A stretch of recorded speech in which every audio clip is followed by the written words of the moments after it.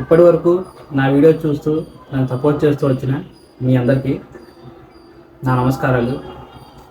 Hi friends, నేను మీ Mahesh and welcome to STS astrology. మనం ఇవాళ డిస్కస్ చేయబోయే వీడియో ఏంటంటే శని శుక్ర గ్రహాల కలయిక అనేది ఎటువంటి ఫలితాలను ఇస్తుంది అనే విషయాన్ని అయితే మనం సంపూర్ణంగా తెలుసుకుందాం. ఈ రెండు గ్రహాల్లో శుక్రగ్రహం సహజంగా శుభత్వం పొందిన గ్రహం అయితే శని గ్రహం సహజంగా పాపత్వం పొందిన గ్రహం. అందులోనూ ప్రధానంగా గురుపాద లగ్నాల వారికి అయితే ఈ రెండు గ్రహాలు పాపగ్రహాలు అవుతున్నారు. ఇటు శనిపాద లగ్నాల వారికి ఈ రెండు గ్రహాలు శుభగ్రహాలు అవుతారు. కాబట్టి మనం బేసికల్గా స్ట్రాంగ్గా ఏం చెప్పచ్చు అంటే ఈ కంజంక్షన్ అనేది ఎక్కువగా శనిపాద లగ్నాల వారికి యోగించడానికి అవకాశాలనే ఉంటాయి. గురుపాద లగ్నాల వారికి ఇది పాజిటివ్గా పనిచేయాలంటే కొన్ని స్పెషల్ కేసెస్లో మాత్రమే పనిచేస్తుంది. దీనివల్ల వచ్చే పాజిటివ్ ఫలితాలు తెలుసుకున్న తర్వాత నెగిటివ్ ఫలితాలను మనం తెలుసుకుందాము. దానికన్నా ముందు మనం తెలుసుకోవాల్సిన విషయం ఏంటంటే ఈ రెండు గ్రహాల కలయిక అనేది ఎప్పుడు బలంగా పనిచేస్తుందంటే ఈ రెండు గ్రహాలు ఒకే రాశిలో 10 డిగ్రీ లోపు కనుక కలిస్తేనే దాన్ని మనం కంజంక్షన్గా తీసుకోవాలి. అప్పుడు మాత్రమే ఆ రెండు గ్రహాలు కలిసి ఆ భావాన్ని ప్రభావితం చేస్తాయి. ఇప్పుడు అలా కాకుండా 10 డిగ్రీ కన్నా ఎక్కువ దూరంలో ఒకే రాశిలో కనుక ఉన్నట్లయితే ఏ గ్రహానికి ఆ గ్రహం ఇండివిజువల్గా ఫలితాలను ఇస్తాయి. కాబట్టి దాన్ని మనం ప్లానెట్ కంజంక్షన్గా కన్సిడర్ అయితే చేయక్కర్లేదు. ఇప్పుడు ఫర్ ఎగ్జాంపుల్గా ఈ శని శుక్ర గ్రహాలు మన లగ్నానికి మిత్ర గ్రహాలు అవుతూ ఆ ఉన్న స్థానంలో వాళ్ళు బలంగా ప్లేస్ అయ్యి ఎటువంటి మన లగ్నానికి పాపగ్రహాల ప్రభావంలో వాళ్ళు కనుక లేకుండా ఉన్నట్లయితే డైరెక్ట్గా వాళ్ళు శుభగ్రహాలకు పనిచేస్తారు. అందులోనూ ప్రధానంగా మీ శనిపాద లగ్నం అయితే ఇంకా విశేషంగా చెప్పచ్చు. ఎందుకంటే ఆ లగ్నాల వారికి ఈ రెండు గ్రహాలు రాజయోగ కారకులు అవుతున్నారు. కాబట్టి సో ఖచ్చితంగా వాళ్ళు ఏ భావం ఉన్నప్పటికీ శుభ ఫలితాన్ని ఇవ్వాల్సిందే. పాజిటివ్ ఫలితాలు వస్తాయి అనేది చెప్పారు, బాగానే ఉంది. ఆ వచ్చే ఫలితాలు ఎలా ఉంటాయి అంటే మనం ముందుగా ఈ శని గ్రహాన్ని చూసినట్లయితే ఈయన హార్డ్ వర్కింగ్కి, డెడికేషన్కి, ఒక సర్వీస్ రిలేటెడ్ అండ్ డిసిప్లైన్తో కూడిన మెచ్యూరిటీ ప్లానెట్గా మనం ఈ శని గ్రహాన్ని తీసుకుంటాము. ఇంకా మనకి ఈయన ద్వారా వచ్చే ఏ ఫలితం అయినా ఆలస్యం అవుతుంది, కానీ ఆ వచ్చే ఫలితం మాత్రం పర్మనెంట్గా చాలా స్ట్రాంగ్గా ఉంటుందని అయితే మనం చెప్పొచ్చు. ఇక శుక్రగ్రహం విషయానికి వచ్చినట్లయితే లగ్జరీస్ గురించి, కళ్యాణ కారకుడిగా విలాసాల గురించి, ఎంటర్టైన్మెంట్ అవ్వచ్చు, క్రియేటివిటీ అండ్ ఆర్ట్స్ గురించి, రిలేషన్స్ గురించి, వీటి గురించి అయితే ఇండికేట్ చేస్తాడు. ఇటువంటి ఆపోజిట్ క్యారెక్టర్స్ కలిగిన రెండు గ్రహాలు కనుక చార్ట్లో కలిసి ఏమవుతుందంటే జనరల్గా ఆ పర్సన్స్ అనే వాళ్ళకి ప్రతి విషయంలోనూ లేకపోతే వాళ్ళు చేసే ప్రతి పనిలోనూ strong dedication and hard work అనేది కనబడుతుంది. దానికి అదనంగా వాళ్ళలో ఉండే మంచి క్రియేటివ్ టాలెంట్ అవ్వచ్చు, నాలెడ్జ్ అవ్వచ్చు, బ్యూటీ అవ్వచ్చు, ఇవి కూడా యాడ్ అయ్యేదానికి అవకాశాలు ఉంటాయి. కాబట్టి ఖచ్చితంగా ఆ పర్సన్స్ అనేవాళ్ళు ఏ రంగంలో ఉన్నా రాణించడానికి అవకాశాలు అనేవి ఉంటాయి. ఈ శుక్రుడు పేరు ప్రఖ్యాతల గురించి, మనకున్న ఫాలోయింగ్ గురించి కూడా ఇండికేట్ చేసే ప్లానెట్ కాబట్టి అలాగే వీరు కూడా సెపరేట్గా వారికంటూ ఒక ప్రత్యేక స్థానాన్ని, గుర్తింపుని క్రియేట్ అనేది చేసుకోగలరు. ఈ కాంబినేషన్ అనేది ఇంకా బలంగా మనకి శుభ ఫలితాలు ఇవ్వాలంటే ఈ రెండు గ్రహాలు ఏమైనా కేంద్ర స్థానాల్లో కానీ కోణ స్థానాల్లో కలిస్తే ఇంకా బాగా విశేషంగా పనిచేస్తుందని మనం చెప్పొచ్చు. ఈ కాంబినేషన్ వల్ల ఈ పర్సన్స్ అనే వాళ్ళకి మనం ఎవరితో ఎప్పుడు ఏ విధంగా ఉండాలి, అలాగే ఎవరిని ఎలా అట్రాక్ట్ చేయాలి అనే ఇటువంటి క్రియేటివ్ టాలెంట్ అనేది కూడా వీరికి ఉంటుంది. కాబట్టి ఈ పర్సన్స్ అనేవాళ్ళు వాళ్ళు చేసే ఉద్యోగ రంగంలో కానీ లేకపోతే వ్యాపార రంగంలో కానీ రెండిట్లోనూ రాణించేదానికి అవకాశాలనే ఉంటాయి. కానీ ఎక్కువగా వీరికి ఎంటర్టైన్మెంట్ రంగంలో కానీ, బ్యూటీకి సంబంధించిన రంగాల్లో, ఫ్యాషన్ డిజైనింగ్ అవ్వచ్చు, రియల్ ఎస్టేట్ అవ్వచ్చు, ఇటువంటి రంగాల్లో వీళ్ళు ఎక్కువగా సక్సెస్ అవుతారు. ఒకవేళ ఈ రెండు గ్రహాల కలయికల్లో శని గ్రహం కన్నా శుక్రగ్రహం కనుక బాగా బలంగా శుభగ్రహంగా కనుక ఉన్నట్లయితే ఈ పర్సన్స్ అనే వాళ్ళు చూడడానికి చాలా అట్రాక్టివ్గా అలాగే లగ్జరీస్ పర్సన్గా మనకు కనిపిస్తారు. అలా కాకుండా ఒకవేళ శుక్రగ్రహం కన్నా శని గ్రహం కనుక బలంగా ఉన్నట్లయితే ఈ పర్సన్స్ అనేవాళ్ళు అట్రాక్టివ్నెస్కి, బ్యూటీనెస్కి ప్రాధాన్యం ఇవ్వకుండా చాలా నిరాడంబరంగా, చాలా సింపుల్గా, డీసెంట్గా ఉండే వ్యక్తిగా మనం అయితే చెప్పొచ్చు. అంటే ఒక రకంగా ఎంత ఉన్నా ఒదిగి ఉండాలి అని అంటుంటాం కదా, అలాంటి వ్యక్తిత్వాన్ని వీళ్ళు ఇష్టపడతారు. ఈ రెండు గ్రహాలకి ఒకవేళ సప్తమ స్థానంతో కానీ సప్తమాధిపతితో కానీ సంబంధం కనుక కలిగినట్లయితే ఈ పర్సన్స్కి వచ్చే పార్ట్నర్ అనేవాళ్ళు చాలా మెచ్యూర్గా, డెడికేషన్తో, ప్రీ ప్లాన్డ్గా ఉండేదానికి అవకాశాలు అనేవి ఉంటాయి.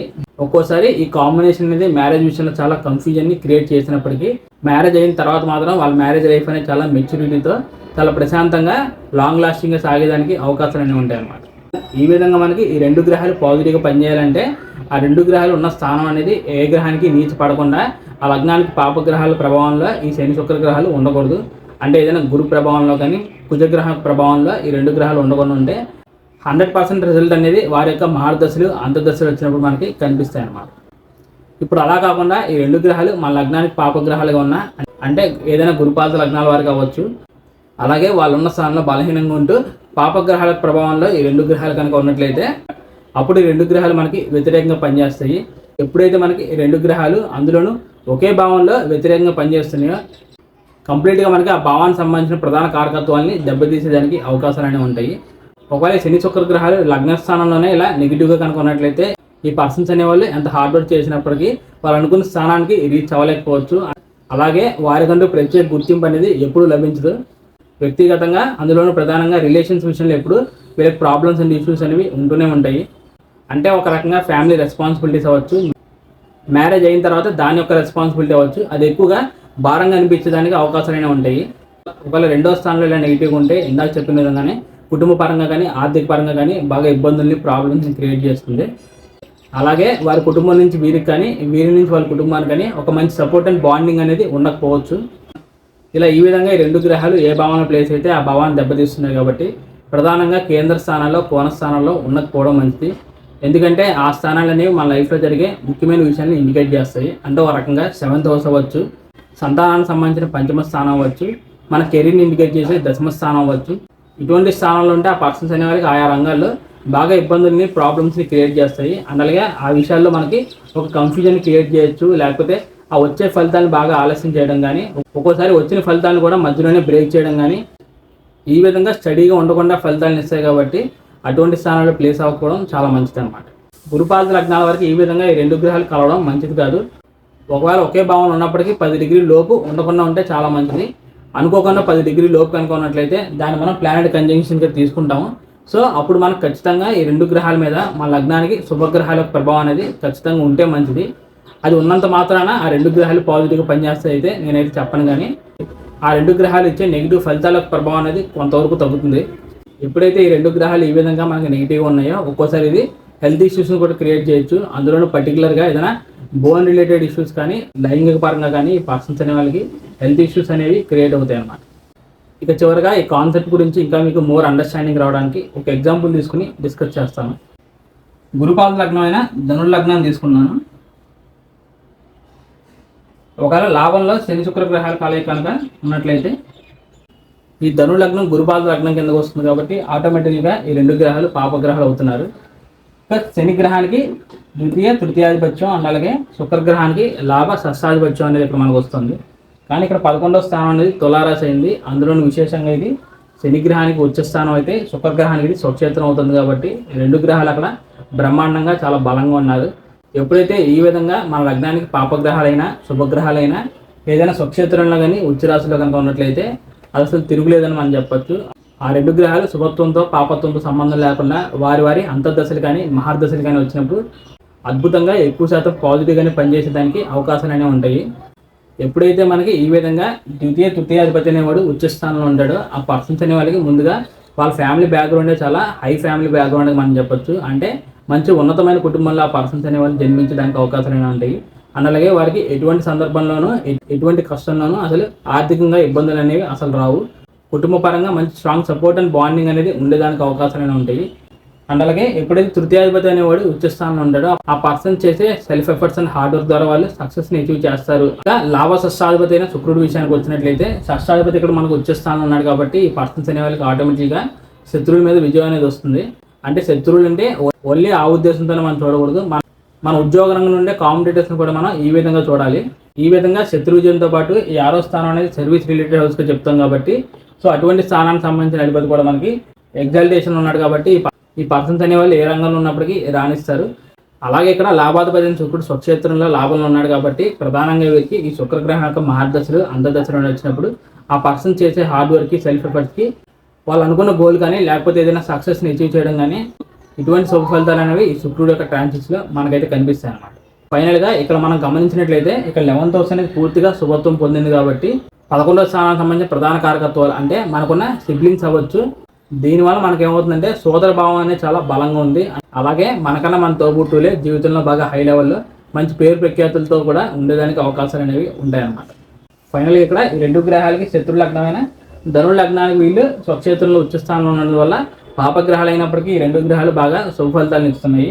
దానికి తోడు వీళ్ళు ప్రధానంగా ఈ లగ్నానికి డిఫాల్ట్గా యోగకారకులైన గురువు కానీ కుజుడు కానీ ఆ దశలు వచ్చినప్పుడు ఎలాగో ఆ దశలు పాజిటివ్గానే పనిచేస్తాయి. ఎందుకంటే ఆ గ్రహాలు ఈ లగ్నానికి శుభగ్రహాలు అవుతున్నారు కాబట్టి. సో ఇక మనం చూడాల్సిన విషయం ఏంటంటే ఈ రెండు గ్రహాలకి రాహుకేతు గ్రహాల సంబంధం అనేది ఉండకపోవడం చాలా మంచిది అనమాట. ఎందుకంటే డిఫాల్ట్గానే ఇక్కడ ఈ రెండు గ్రహాలు బాగా ప్లేస్ అయ్యారు. రాహుకేతు గ్రహాలతో కనెక్షన్ కానీ ఒకవేళ ఈ రెండు గ్రహాలు ఏదైనా వక్రిస్తే మాత్రం అప్పుడు మనకి వీరి యొక్క దశలు వచ్చినప్పుడు ఆ రిజల్ట్స్ అనేవి చాలా ఆపోజిట్గా పనిచేస్తాయి అన్నమాట. ఇంకా అలాగే అదేవిధంగా నవాంశ చక్రంలో కూడా ఈ శని శుక్ర గ్రహాలు నీచి పడకుండా పాపగ్రహాల ప్రభావంలో లేకుండా కనుక ఉన్నట్లయితే అప్పుడు 2 గ్రహాలకి ఎటువంటి ఎఫ్లిక్షన్ అనేది ఉండదు కాబట్టి ఎక్కువ శాతం మనకి డైరెక్ట్గా పాజిటివ్గా ఫలితాలు అనేవి ఇస్తారన్నమాట. అండ్ అలాగే ఓన్లీ ఇక్కడ 11వ స్థానం మాత్రమే కాదు, ఈ 2 గ్రహాలు వారి యొక్క సప్తమ దృష్టి ఇక్కడ పంచమ స్థానాన్ని చూస్తున్నాయి కాబట్టి ఒకవేళ ఇక్కడ పంచమ స్థానంలో ఎటువంటి పాపగ్రహాలు లేకుండా పంచమాధిపతి అయిన కుజగ్రహం ఎటువంటి ఎఫ్లిక్షన్కి లేకుండా ఆయన బలంగా ప్లేస్ అయితే ఏమవుతుందంటే ఆ పంచమ స్థానానికి కూడా శుభత్వం అనేది వస్తుంది. దాని ద్వారా ఏమవుతుందంటే వీరి సంతానం వల్ల వీరికి ఉన్న పేరు అనేది ఇంకా అభివృద్ధిలో వస్తుంది. అండ్ అలాగే వారి సంతానం వాళ్ళు మంచి హై లెవెల్కి మంచి పొజిషన్కి ఎదిగేదానికి దోహదపడుతుంది అనమాట.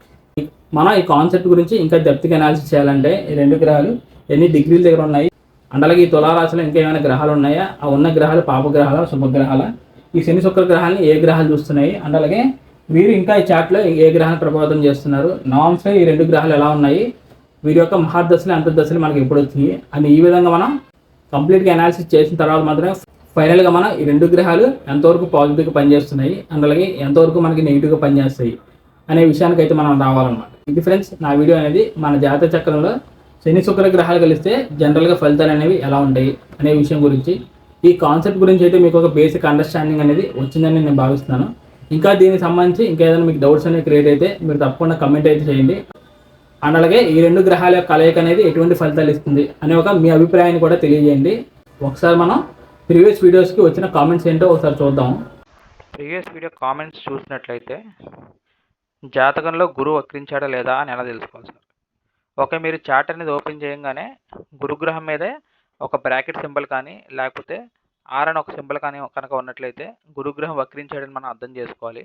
ఒక్కో సాఫ్ట్వేర్లో ఒక్కో రకంగా ఇండికేట్ చేస్తుందండి, అది సాఫ్ట్వేర్ని బట్టి డిపెండ్ అవుతుంది. నెక్స్ట్ కామెంట్ ఏంటంటే, సార్ ఈ ప్లేస్మెంట్లో లగ్న అశుభగ్రహాలు కూడా యోగిస్తాయి, దాని మీద ఒక వీడియో చేయండి. సో బాధక స్థానంలో లగ్నానికి అశుభగ్రహాలు ఎప్పుడు యోగిస్తాయంటే ఆ స్థానం అనేది వారికి ఏదైనా స్వక్షేత్రం కానీ ఉచ్చరాశులు అయితే జనరల్గా వాళ్ళు పాజిటివ్గా పనిచేస్తారు. మీరు అడిగిన కమెంట్ అనేది ఒక స్పెషల్ కేసు కిందకు వస్తుంది. ఆల్రెడీ నేను దీని గురించి వీడియోలోనే ఎక్స్ప్లెయిన్ చేశాను, ఒకసారి మళ్ళీ వీడియో చూడండి. హాయ్ అండి, మకర లగ్నంలో వక్రించిన శని, సప్తమంలో రవి, బుధుడు వక్రించాడు, శుక్రులు కలిసి ఉన్నారు. ఫలితం ఏంటి? సో మకర లగ్నంలో శని ఉండడం మంచిదే, కానీ వక్రించడం అంత మంచి విషయం కాదు. ఇక సప్తమ స్థానంలో అక్కడ రవి, బుధుడు, శుక్రుడు 3 గ్రహాలు కలిసి ఉన్నారు. అంటే ఒక రకంగా గ్రహయుద్ధం కారణంగా కానీ రవితో అసంగతం అవడం వల్ల కానీ అక్కడ సప్తమ భావం అనేది కొద్దిగా దెబ్బతిందని మనం అర్థం చేసుకోవచ్చు. ఈ సప్తమాధిపతి అయిన చంద్రుడు ఎలా ఉన్నాడు అనే విషయం కూడా ఇక్కడ మనం ప్రధానంగా తీసుకోవాలి. ఏదైనా మన ఎంటైర్ చార్ట్ని పరిశీలిస్తే కానీ ఫైనల్గా ఏ ఫలితాన్ని మనం చెప్పలేము. ఇక తర్వాత డేట్ ఆఫ్ బర్త్ ఇచ్చారు, టైం ఇచ్చారు, ఒంగోలు ఆంధ్రప్రదేశ్ అన్నారు. మీకు వ్యక్తిగతంగా కన్సల్టేషన్ కావాలనుకుంటే వీడియో చివరిలో నెంబర్కి కాల్ కానీ వాట్సాప్ కానీ ఒకసారి చేసి ప్రయత్నం చేయండి.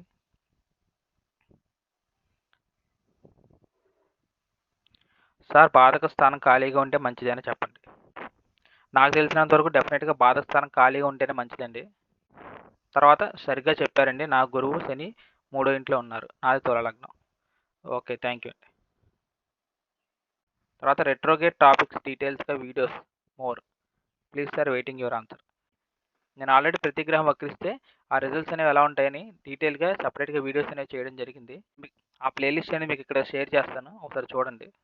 ఈ విధంగా మీరు నా ఛానల్లోకి వచ్చి ప్లేలిస్ట్లో కనుక వెళ్ళినట్లయితే మీకు కావాల్సిన వీడియోస్ అన్నీ ఇక్కడ ఉంటాయి. ఇంట్రడక్షన్ టు వేదిక్ ఆస్ట్రాలజీలో అన్ని వీడియోస్ అనేవి ఉంటాయి. మీకు సపరేట్గా ఏదైనా టాపిక్ మీద కావాలంటే బుధుడు ఏ స్థానంలో ఉంటే ఏ ఫలితాలు ఉంటాయంటే ఈ ప్లేలిస్ట్ని, ప్లానెట్ కంజంక్షన్స్ మీద కావాలంటే ఈ ప్లేలిస్ట్ని, అలా సపరేట్గా ప్లేలిస్ట్ అయితే మెయింటైన్ చేయడం జరిగింది. సో మీరు అడిగింది ఇప్పుడు గ్రహ వక్రత్వాలు కాబట్టి సో దానికి నేను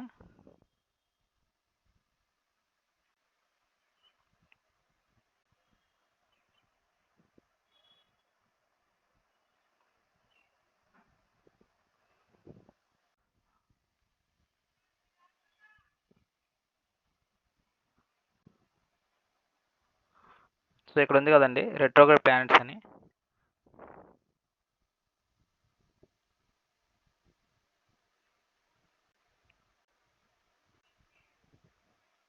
సో మూర్తి గారు మీకైతే ఇక్కడ లింక్ ఇవ్వడం అనేది జరిగింది.